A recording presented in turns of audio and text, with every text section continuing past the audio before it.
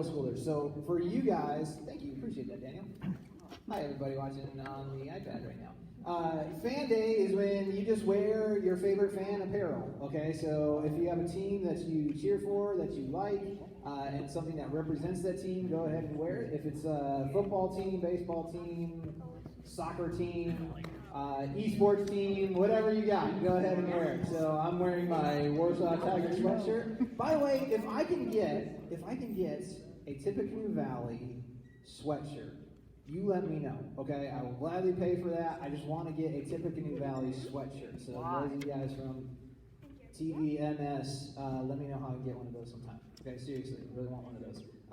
Anyway, represent on November 22nd. Don't forget that, okay? You have to be representing some kind of team that you are a fan of, because we are talking for the next few weeks about not being a fan. Second announcement here, December 4th. So I know this is kind of on the horizon. It's a little ways down. Is going to be our video game night for our guys. So that's our video game tournament night. So this is a big deal. All middle school, high school guys out here at the church. It's a Friday night, 5 o'clock to 10 o'clock p.m. We're going to have next generation technology here with us, some brand new systems that just came out, brand new games that will have just come out at that time. Out here, you can bring your own systems. We're just going to play video games all night long, take a break for some snacks and some pizza, but it's just going to be guys here at the church. And yeah, you can be here the whole time, you can be here for part of the time, whatever. You got a basketball game that night, come afterward, that's cool. We'll still be here up until 10 o'clock. Just want all of the guys to come on out and have some fun. You're welcome, and we're going to encourage you guys to bring your own video game system and controllers. We got space for everyone. We got a controller for everyone. We want to keep everybody busy out here. But it's going to be awesome, you guys. I'm really excited about the technology that we've got out here. At least 10 screens, at least 10 TV screens out there. We've got like VR set up to play laser tag, so like you're in VR playing laser tag against someone else. Like that's going to be awesome. So I can't wait to try this stuff out. Really looking forward to that. Yes, Cruz. So bring a friend. Yeah, absolutely. Yeah. Bring 5 friends. It's all good. Yeah. Just got to wear masks the whole time, but tell them to bring masks. But yeah, it'll be a lot of fun. We usually get a ton of guys out here on that night. Giveaways too. We're gonna have some giveaways. I'll let you know the time of the giveaways a little bit later when we get closer to the event. But yeah, some GameStop gift cards, maybe some games. We got lots of stuff that we'll give away on that night too. And girls kind of do something similar, but we'll wait until the new year for that, you guys, you girls, because we've got some better opportunities to do some fun stuff in the new year. So you girls get your own event similar to that too. So I don't want to be unfair, right? You guys are giving these nasty looks right now. Just wait for it, okay? All right. We are talking about 2 epic franchises here, first and foremost, tonight, because we're talking about being a fan, and I have a feeling that when I mention these 2 franchises, one of you guys are going to lump yourselves into being fans of one or the other of these, okay? And I want you to sort yourselves out accordingly tonight, because we're going to find out who the best fans are. Are they Harry Potter fans, or are they Star Wars fans? Who knows the most about your epic franchise, okay? So, if you would consider yourself, now, and some of you guys are like crossover and you're like, oh, I like both. You gotta make a decision here, Mike. You gotta make a decision, okay? If you would say, no, I know more about Harry Potter, or you're a Harry Potter fan, or at least you know most about Harry Potter, I want you to be on this side over here. Harry Potter fans over here. Star Wars over here. Go ahead and split yourself up right now. Star Wars over here. So you guys walk around and just sat on the right side. Sweet. I got this. Okay? Is there a middle? No, I realize some of you guys don't know either of those. Just pick one. If you don't know either, walk over here. Yeah.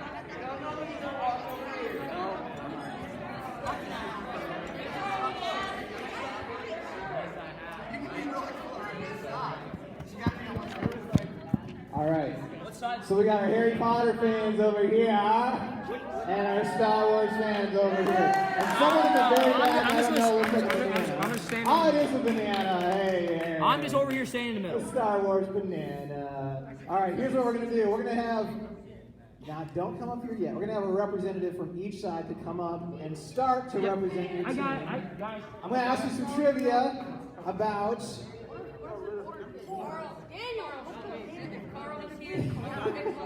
trivia about your chosen franchise that you should get right. If you don't get it right, it goes to the other team. If they get it right, man, are you in trouble? Okay, this is the bottom line. It's all a game about how much trouble we get into. No, we're going to keep score over here.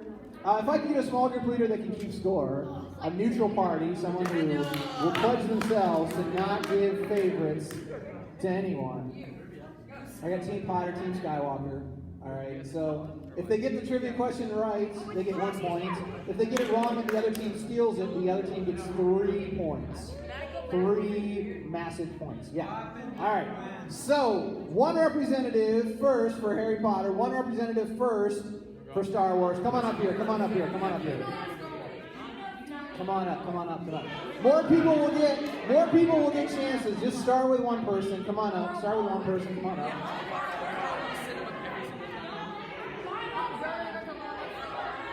All right, it will change over. Okay, the questions will get harder. You might want to save your expert for later.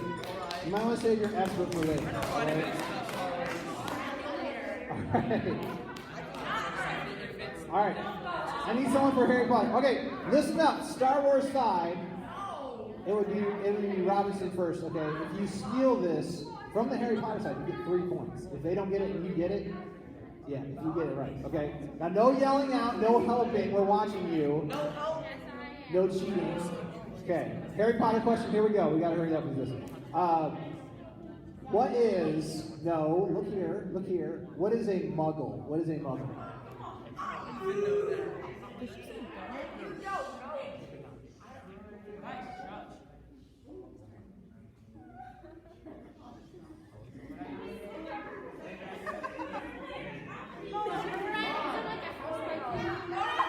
It's not a house type thingy.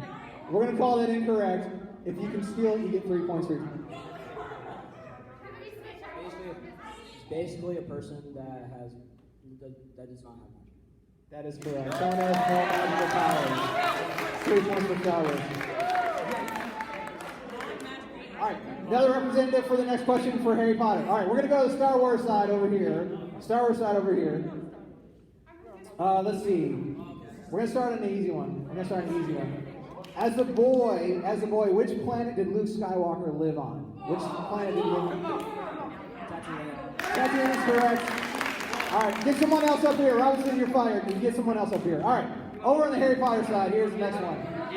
What is, Harry Potter fans, now don't help her out, but you can encourage her. Encourage her. What's inside Harry Potter's wand? What's inside? A phoenix's feather. That is correct, a phoenix's feather. Good job. All right, have a seat. 1 point for Team Potter. On the Star Wars side, pretty easy one. Who betrays Han Solo on Cloud City? What's his name? Lando Calrissian. That is correct, Lando Calrissian. That is correct. All right, come on up, Harry Potter fans. All right, don't look at my answers. Don't look at my answers. All right, this is a pretty easy one. Okay, what colors are in the Hufflepuff house flag or crest? What colors are in the Hufflepuff house flag? It is yellow and black. Good job. Way to go. Yellow and black. All right, Star Wars side. They're getting tougher now. All right. Now listen over here too, because okay, I gotta have someone up here. And if they can steal it, if they don't get it, I need to have someone that can steal it. Okay. All right. In The Force Awakens, what is Finn's stormtrooper name? FN2187. Yeah! That is correct. Good job. Okay. All right.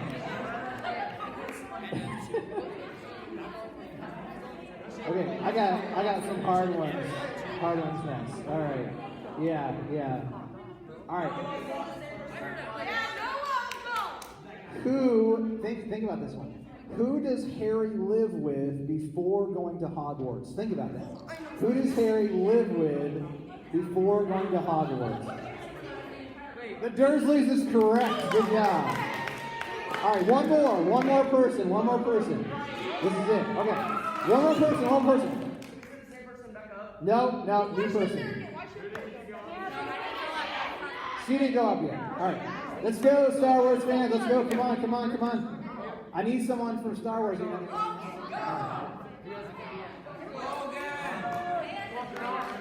All right, here we go.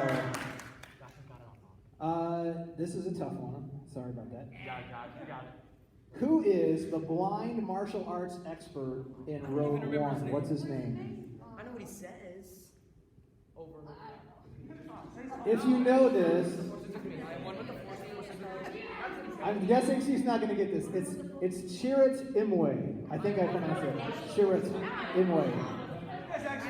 I know you were going to guess that. You were totally going to guess that. All right. You want the hard one, huh? You want the tough one? All right, here we go. Hey, someone get up here to steal, just in case. New person. No, new person. Come on, Star Wars fans. All right. In which year, here's your question, in which year was Harry Potter born? You guys have to have someone to steal. If they're not up here, you can't steal.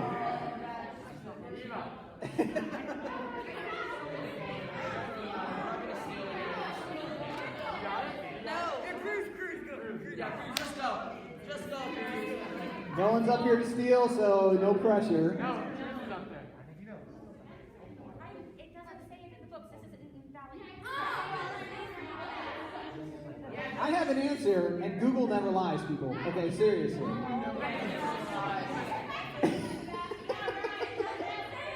These are on the internet. Come on. I'll tell you what. I will give you a 3-year range. Go ahead and guess. No! Stop it!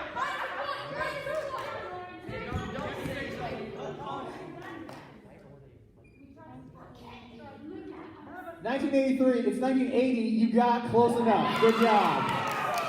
Close enough. I told you it was hard, people. Okay. One more. I got one more. So one more here.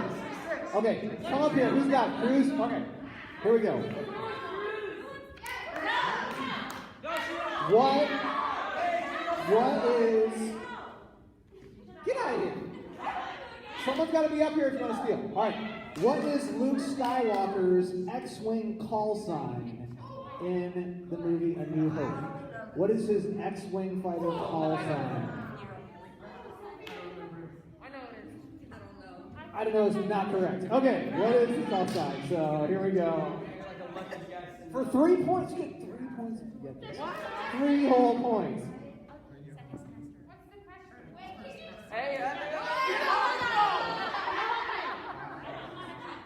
What is Luke Skywalker's X-Wing fighter call sign in A New Hope? Eagle?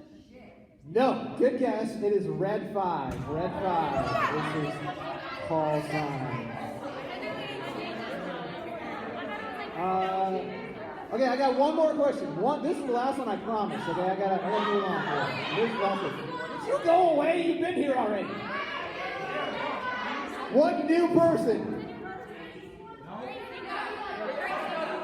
Who can do it? All right, if not, you just forfeit the point. All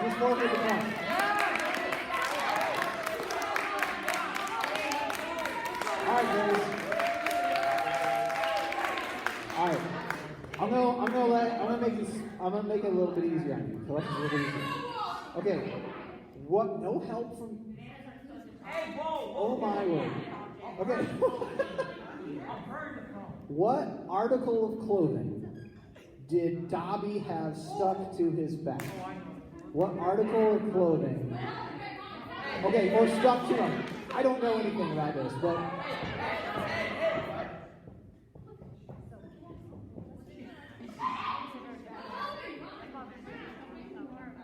I don't know.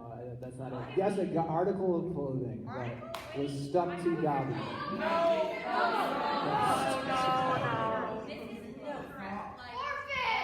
How do you know? All right.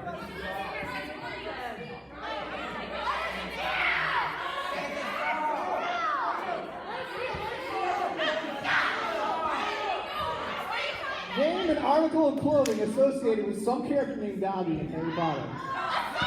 That is correct. A sock.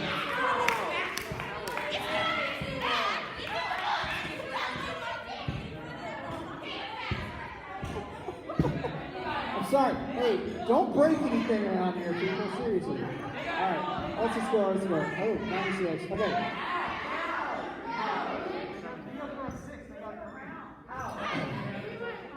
There is another question. There is one more. Okay, we're gonna go. Last question here to Team Skywalker. This is for pride. This is for pride. And it's like the easiest question, but I like this one. What are the bear-like creatures who live on Endor?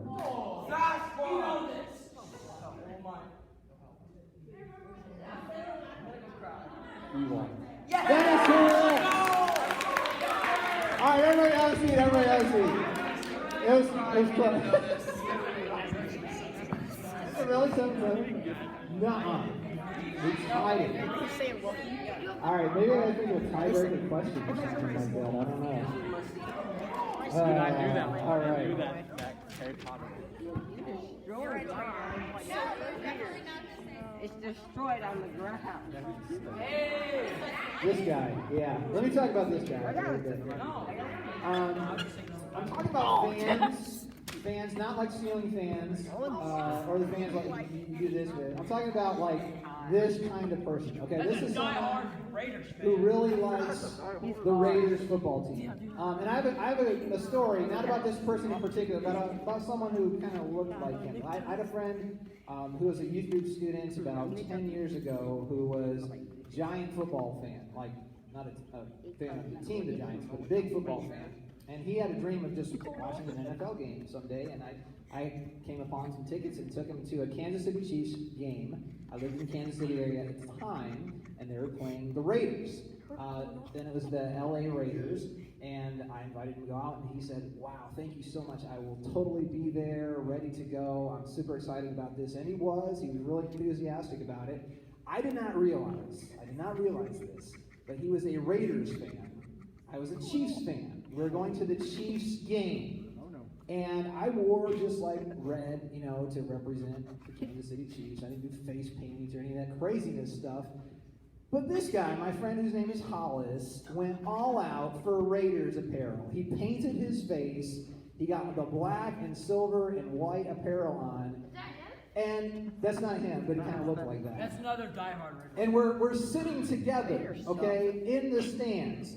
And I've got this goofball who's cheering for the other team, not the home team, very loudly. His attitude matched his outfit like this, okay? He was like, yeah, go Raiders, boo, gee. He was really into this game. And it made me really uncomfortable because it wasn't just about he and I. It was now about all the people around us that had to listen to him screaming and yelling for the Raiders. And I had more than one drink poured on my head during the game just because I'm associated with this guy, all right, who is clearly a fan of the other team. I could not get out of that stadium fast enough. I just wanted to run away. It was an awesome experience for him, despite all the things that were thrown at him and all the nasty looks and nasty words. I can't repeat most of the words that people said, toward us during the game out there. He loved it. I hated it, okay? It was just uncomfortable fan experience, all right? Let me ask you guys to maybe give one or two uncomfortable fan stories. Any big-time fan stories that you have that you'd like to share with us? Come on up and share it real quick. Come on up, Noah. Yeah, Noah. I don't even know who won, to be real honest with you. I do not remember. All right, fan story. Here you go. So, one time, I went to a Purdue football game with my mom, my dad, and my sister, and we sat down on the opposite side where we're supposed to sit because it was open, and then this old drunk lady behind us kept touching my butt with her foot, and then when I looked behind me, she just kept smiling at me. And then she got evacuated from the game. You got kicked out of the game? Oh, man. Okay. Thank you, Noah, for sharing that story. All right. No, I think I'm done with that. No more stories tonight.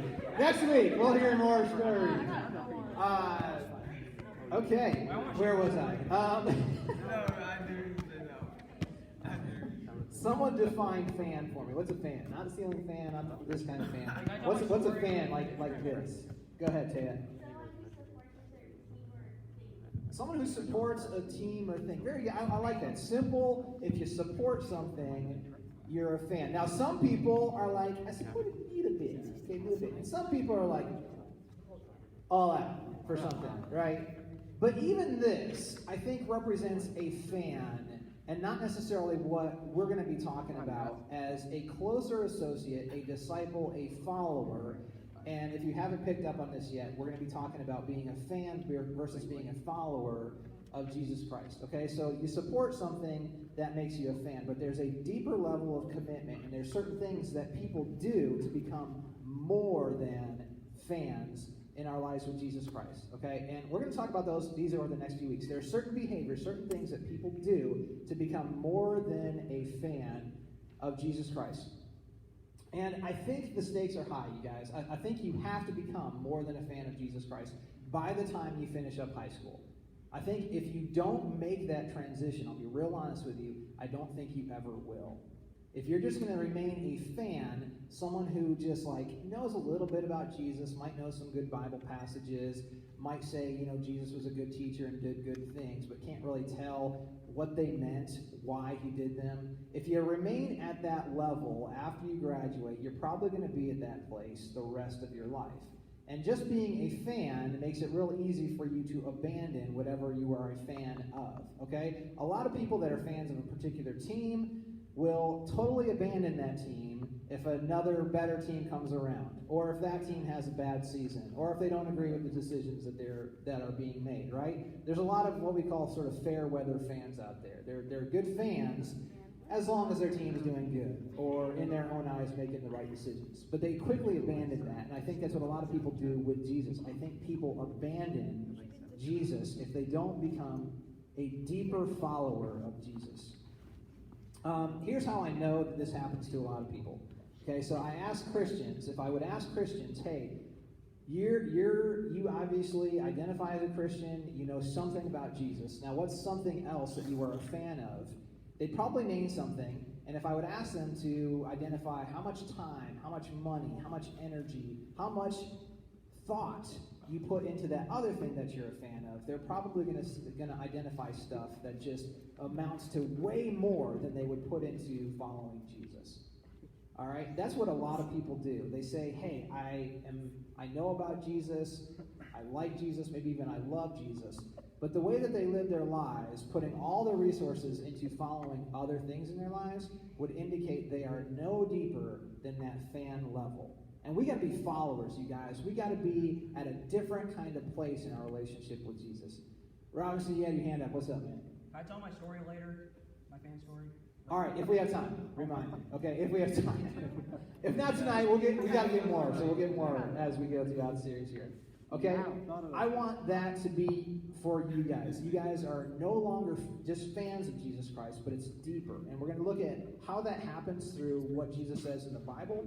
We're going to look at some real practical examples that I see even from people that are in this room right now over the next few weeks. One of the things I want to talk about tonight that separates followers from fans is that some people bring Jesus everywhere they go. Followers bring Jesus everywhere they go. What do I mean by that? I want to illustrate this. I need a volunteer. Actually, Banana Boy would be great. Come on, do you want to be my volunteer? He would be great at this, okay? Trying not to beat up. Aaron's going to be Jesus, of course, right? Okay, everybody say hi, Jesus. I do that. Yelling. All right, I'm going to write something on my dry erase board here. Okay, here we go. Everybody see that? No. That's church. Church. Okay, this says church. And Charity if I'm over here at church, Jesus is here with me, right? Mask up. Come on over here, Jesus. Hi, Jesus. Jesus Jesus is at church. So whenever I'm at church, Jesus here at church. All right, Jesus, church, same deal, right? Everybody makes that connection, right? Okay. Thank you, Jesus, for being here so far. Just stay here. I'm going to next go away from church. You know, youth group's done, church is done. I'm going to go to, what's this here? Let me put home. All right, I'm going to go home. And a lot of people just sort of say, hey, Jesus, you just stay there. You know, I'm going to go home now. Jesus, just hang out at church. I'll see you next week. See you Sunday morning. See you Sunday evening. Jesus is Saturday. Very sad banana over there. Okay. Some people, when they go home, they have really no concept of putting Jesus into their home life. Okay. They don't ever consider, hey, how would Jesus want me to ask? What did Jesus teach me about how I should be living at home? And Jesus doesn't really make it into their home picture. All right. Let me try something else here. And you probably know what I'm going to write next. Let's try school. Now I'm going to go over here for school. So I go to school the next day. And I could take Jesus with me. I could put Jesus into my school environment and think about how Jesus works in my relationships that I make at school, how I act at school, the things that I do at school. Jesus, come on over here. Come on over here. Banana boy. And sometimes I just get distant from Jesus. You know, sometimes it might kind of enter into my mind, oh, I learned this thing at church or youth group, and so maybe I should bring Jesus and act like this and do this in my life, but I still kind of keep a steady distance from Jesus over here. I'm sorry you're sad, Jesus, but I'm just going to leave you over there. You're supposed to be at church, right? All right? And I could write a lot of different things on this dry erase board that represent the different sort of arenas that you guys have in your own lives. But most people, by the way, thank you, Aaron. Aaron, you can sit down now. Aaron, boy, 10 out of 10 I'm acting. sorry, I made you Aaron, sad. 10 out of 10 acting. But most people leave Jesus at church. Jesus never really makes it into the rest of their lives. That's how most people live their lives. Most people who would identify as Christians, who say they have faith, who say they know Jesus. Here's the thing, you guys. If that happens, most people, when they go off to whatever is after high school, say, you know what, and Jesus, I just want you to stay home, period. They never, at that point, put Jesus into any of their lives. They decide, hey, Jesus was maybe something that was a part of my life when I was middle school or high school, but if it hasn't become a deeper relationship, if Jesus hasn't been in other areas of their lives at that point, it's probably just not going to happen for them. Okay? Most people leave Jesus right here at church, and that's not the way it's supposed to be. I want you guys to be thinking about all the time how you can take your faith and put that into action in all these different places, because that's what followers do. And it's kind of unfortunate because I do see you guys in some different environments. That's not the unfortunate part. But I'll go visit, concerts and games and schools and things like that. And I love it seeing people sort of act out their faith. But every now and then I kind of see people acting a little bit differently. And I'm not out there to make people feel guilty at all about that. I'm there to support people and just to say hi and just kind of catch up with people in their home environments. But some people, and you probably have people coming to mind, I don't want you to mention any names, some people kind of live 2 or 3 different lives depending on where they are. And we're all a little bit like that. We all kind of adjust our environments a little bit. But some people, it's just obvious to them that this whole following Jesus thing never really cuts to the root of their lives. It never spills over into these other different places. And I want that to happen for you guys. I want you guys to see that. And that's one of the reasons why I visit you guys in some of these other environments. Because I want to sort of represent Jesus to you and give you a reminder that, hey, I'm not just at church on Sundays. I'm in lots of other places throughout the week. And you know what? So is Jesus. I'm not, so bold to say, hey, I'm Jesus. I would never say that, except if I'm playing Romans and Christians. That's my job. But I want to kind of represent that thought to you guys. As you see me around, I hope that reminds you, oh, you know what? Man, the things that Ryan teaches me, the things that I learn in the Bible, the things that Jesus is teaching me, I should be putting into the rest of my life. I hope that you guys get that. And one of the great examples, I'll give you lots of great examples, that I see this lived out in your small group leaders' lives right now. Okay, so Aaron Green is one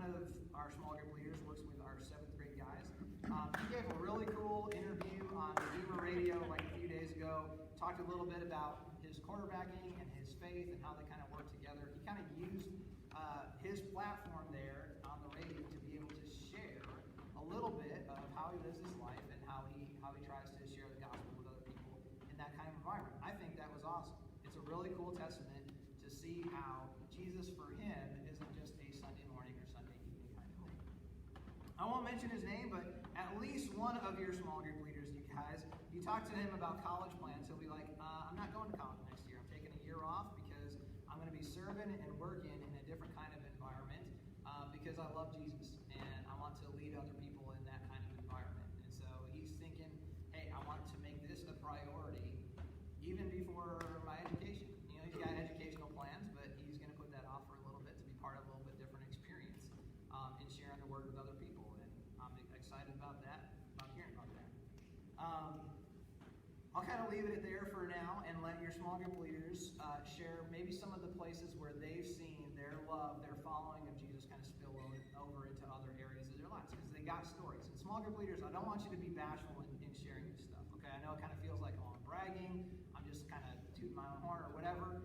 I want you to share this stuff, okay, with students out there. I want them to hear from you how you put Jesus into school and home and these other environments that you guys find yourself, okay? We're going to look at the last thing here before we get to our small groups at Luke chapter 14, verses 25 through 35. It's a Bible passage you guys should have on a piece of paper in front of you. Thank you, Sophia, for handing these out. I appreciate that. It's only mine.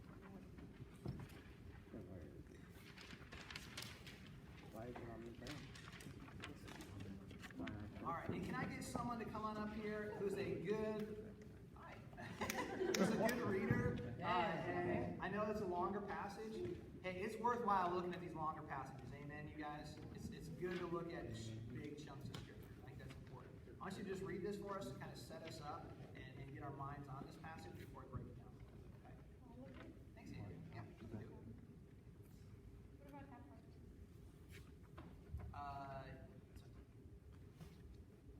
The cost of being a disciple, Luke 14:25 to 35. Large crowds were traveling with Jesus, and turning to them, he said, if anyone comes to me and does not hate father and mother, wife and children, brothers and sisters, yes, even their own life, such a person cannot be my disciple.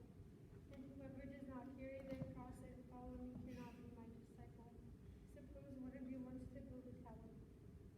Won't you sit down and estimate the cost to see if you have enough money to complete it? Or if you lay the foundation and you are not able to finish it, everyone who sees it will ridicule you, saying, this person began to build and wasn't able to finish. Or suppose a king is about to go to war against another king. Won't he first sit down and consider whether he is able with 10,000 men to oppose the one coming against him with 20,000? If he is not able, he will send a delegation while the other is still a long way off and will ask for terms of peace. In the same way, those of you who do not give up everything, you cannot be my disciples.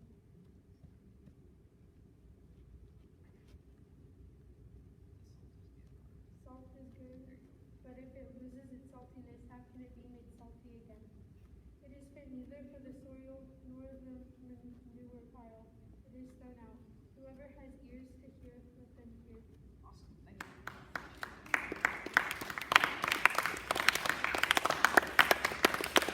There are some things in this passage I just want to highlight here, because some things can be confusing, some things can be sort of misconstrued and give a different meaning than what I think the Lord has for us here.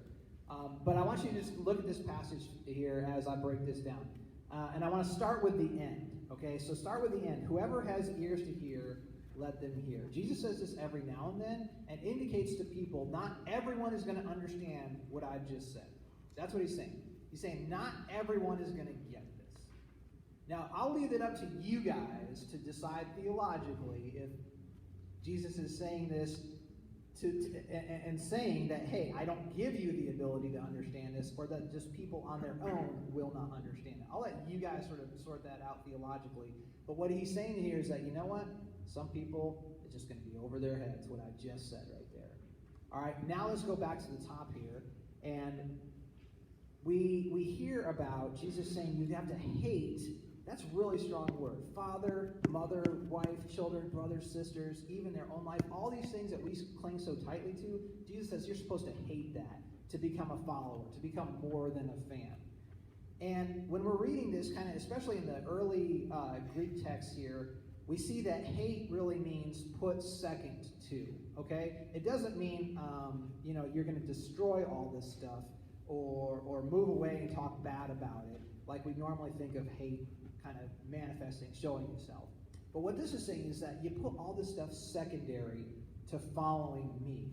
That's what Jesus was telling these people that were listening to him talk. It needs to be second to them. The word disciple here, it's at the end of that first paragraph. In Greek, that word is mathetes. So you've heard the word disciple before if you've been at church for any length of time. You've heard that word before, but you might not really have a sort of good understanding of what that means. Mathetes, disciple, is sort of like in Star Wars for you Star Wars fans. It's like a Padawan learner, okay? A Padawan is like one of those, like, not Jedi masters, but the guy that follows him around and is like learning from him the whole time, okay? It's like Obi-Wan Kenobi and what was the other guy?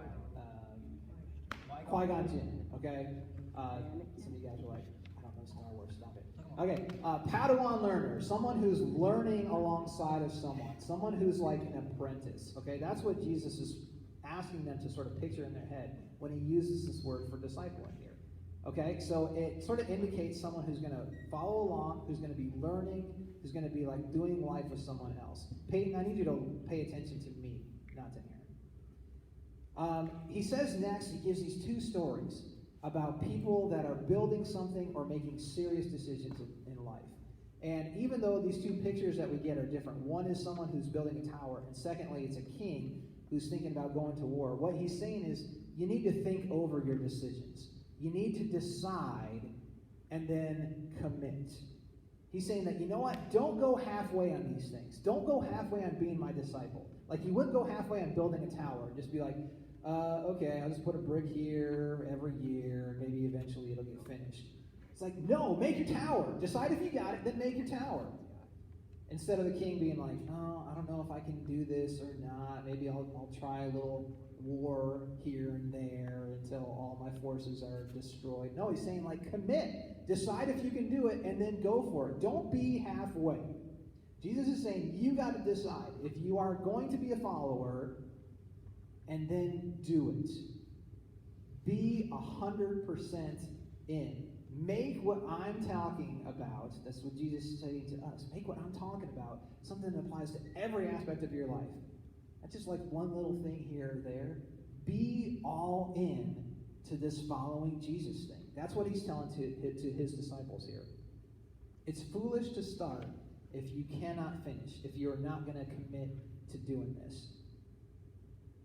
One last thing I'm going to point out about this, although there's tons of stuff that we could drag out here, is he talks about salt. And this is maybe the confusing part here. Salt is good, but if it loses its saltiness, how can it be made salty again? It is fit neither for the soil nor for the manure pile. It is thrown out. They use salt for lots of things back in these days. One of the things that I think Jesus is most referring to is sort of like an element that people added to soil to make it more fertile. I don't know the science behind that, but that's what they did back in those days. The roofs of the houses that they lived in were flat, and they usually had like a little crop of things that they grew on top of their houses. And they put salt on there to sort of like get the soil ready for growing things out there. And what he's saying here with that understanding of salt is that, you know what? Salt's got to be salty to work. Like, who would buy or who would want unsalty salt? What would that even be? Like, seriously, unsalty salt. That just makes no sense, right? You're either salt, and you got the salt in you, or you're something else. Jesus is saying, you know what? Be salt. Do what you're supposed to do. Follow me. Make the decision. Be all into that. Is there really such thing as unsalty salt? If you guys have some of that at home, you bring that in sometime. I want to see unsalty salt. But Jesus is saying, you know, be salt. Be committed. Do your job that I've made you to do. Be all in to do that. And that's what I want for you guys. I know I got to pray and send you guys out to your small groups, but it is so much a part of my heart to make sure that you guys are sharing Jesus with other people wherever you are. Here in the church, yeah, obviously, at school, at home, on your teams, and I appreciate how you guys have done this because I've seen it. I've seen you guys on your teams. I've seen you guys in your singing groups and your band groups, just giving a good Christian example to other people. And a lot of you guys even go a step beyond that, and you even like lead people in prayer, and you encourage people with the words of Jesus Christ from the Bible. I've seen you guys do that before, and that's even better. It's not just about being nice, you guys, but it's about telling people why you're nice. Amen? Shake your head like this. Okay? It's not just about being nice. It's telling people why you're nice, why you value them, what God tells you, and why that translates into you being nice to other people. I appreciate that you guys are nice. Now, tell people why you are nice, and then you're going to be sharing the gospel with them too. All right, I want to make sure that you guys get enough time in your small groups, so I'm going to pray for you guys, and then we will go ahead and divide up. I'll just kind of dismiss one group at a time, so I know all of you guys kind of know where you're going here with this, but go ahead and pray with me. Lord God, I want to thank you for a beautiful evening. Thank you for these guys being patient to be indoors when it's kind of cool to be outside right now. And I just pray that they're taking these words, Lord, from you in Luke 14 and deciding to be a follower. And knowing that that's going to be difficult, knowing that that's going to be carrying a cross, but deciding to do it anyway because that's worth it and that's what you've made us to do. Help us to be more than fans, God. Help us to commit, just like you've told us to do here. And help us to get good examples for what that looks like from our small group leaders and the conversations that we're going to have now. In your name, amen. All right, so let's start off with, I'm going to send the